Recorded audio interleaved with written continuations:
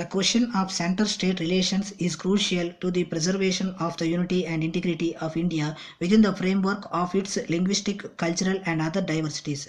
The several linguistic and cultural groups that inhabit the country were united before independence in their common aspiration for freedom from colonial bondage. They are today united in their common aspiration to build a prosperous life for themselves as well as to develop full national resources free from imperialist interference and according to their respective socio-economic, linguistic and cultural needs.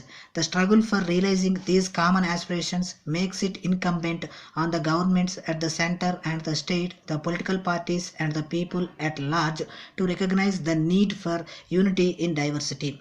The constitution that emerged after independence, though described as federal, was essentially unitary in character. It clothed the center with more powers at the expense of the autonomy of the states. Since the adoption of the constitution, the tendency had been to make greater inroads into the powers of states. This was facilitated by the fact that the same political party was in power at the center and in all the states except for short durations, and that too in only a few states. During the last 3 decades, while the demand has been growing for greater powers to the states so as to make states' autonomy real and effective, there have been persistent efforts to erode even the limited powers of the states and reduce the democratic functioning of the governments there.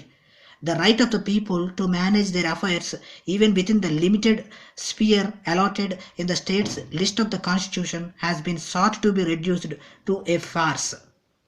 For this purpose, all manner of pressures had been used, sometimes formally through the power of the center, sometimes indirectly by denying finances and other resources to non-Congress governments and by applying pressure on the chief ministers of the Congress party through the organization and leadership. The process has now reached a stage when it threatens to reduce the states to the status of subordinate departments of the center under the aegis of the Central Home Ministry. The action taken in recent months sought to make it clear beyond doubt that the state ministries and legislatures faced the perpetual threat of being removed by hook or crook if they did not toe the line of the center. The issue of center-state relations has assumed a new significance in the changed political context.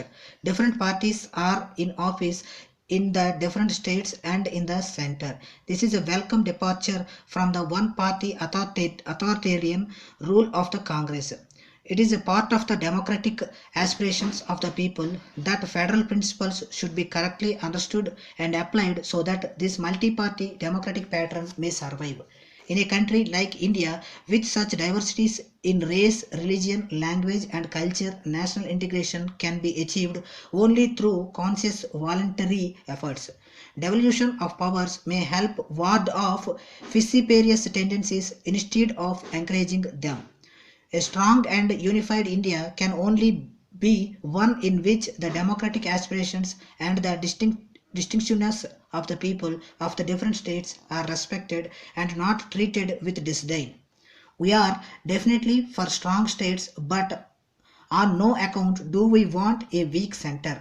The concept of strong states is not necessarily in contradiction to that of a strong center once their respective spheres of authority are clearly marked out.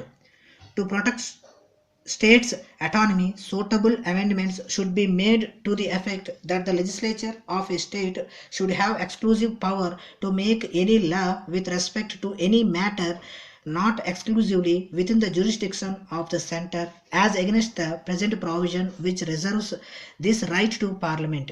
In other words, the residual powers of the Federation should lie with the units and not with the center. The states have to act in such a way while exercising their full rights in their own sphere that they do not transgress the spheres allotted to the central government. The latter too on its part should not interfere in the sphere of the states, both legislative and executive.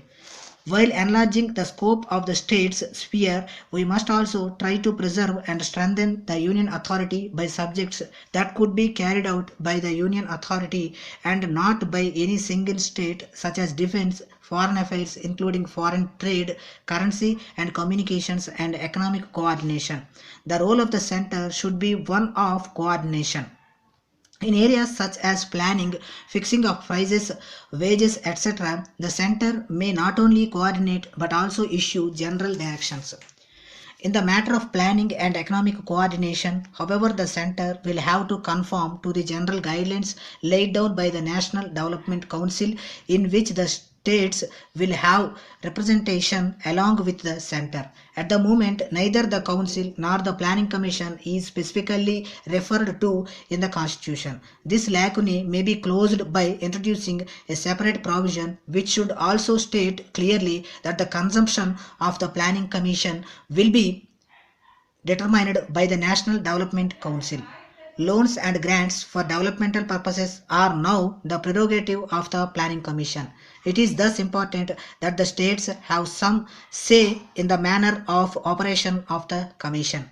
But nothing beyond foreign relations, defense, communications, currency and related matters should be the exclusive domain of the center. The latter should help the states develop in their own way with more powers and resources at their command. The right of the union government to operate central reserve police and other police forces in the states is to be withdrawn. The subjects of law and order and the police should be in the state's sphere, and the center should not interfere with its own created forces. The provisions regarding distribution of revenues should be amended to provide for 70% of the total revenues raised by the center from all sources for allocation to different states by the Finance Commission. In what proportion and on what principles this 70% of the total realization should be divided among the states shall be decided by the Finance Commission.